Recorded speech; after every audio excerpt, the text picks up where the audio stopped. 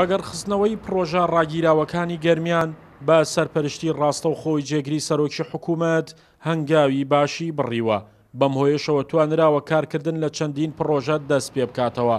هەندێک پرۆژەی نوێش بڕیاری جێبەجێکردنیان بۆ دەرچووە. پرۆژەی بینای پاسپۆرتی گەرمیان لە ناوەندی قەزای کەلار یەکێکە لەو پرۆژانەی کە قەیرانی دارایی کارەکانی ڕاگرتە بوو.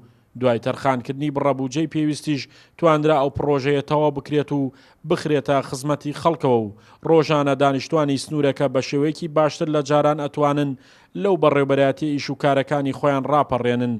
کۆی تێچووی پارەی پرۆژەکەش 1 ملیار و 800 ملیۆن دینارە. بەگەڕخستنەوەی کاری پرۆژەی کۆمەڵگەی ڕۆشنبیری گەرمیان یەکێکی ترە لەو پرۆژە گرنگانەی کە قەیرانی دارایی کارەکانی ڕاگرت بوو. ئێستا بە بڕیاری جێگری سەرۆکی حکوومەت بودجەی پێویستی بۆ تەرخان کراوە و کارکردن تێیدا دەستی پێ کردوێتەوە. کۆی پارەی پرۆژەکەش 3 ملیار و 600 ملیۆن دینارە. لە بواری پەروەردە و فێرکردنیش نۆژەنکردنەوە و دووبارە بنیادنانەوەی دوو بینای خوێندنگا لەو پرۆژە ڕاگیراوانەی ناوچەکە بوون کە ئێستا کارکردن تیاندا دەستی پێ کردوێتەوە. کۆی پارەی تەرخانکراویش بۆ هەردوو پرۆژەکە نزیکەی 3 ملیار دینار دەبێت.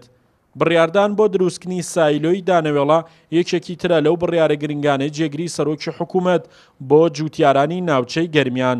ئەم پرۆژەیە لە قۆناغی بنیادناندایە و توانای هەڵگرتنی 40,000 تۆن دانەوێڵەی هەیە.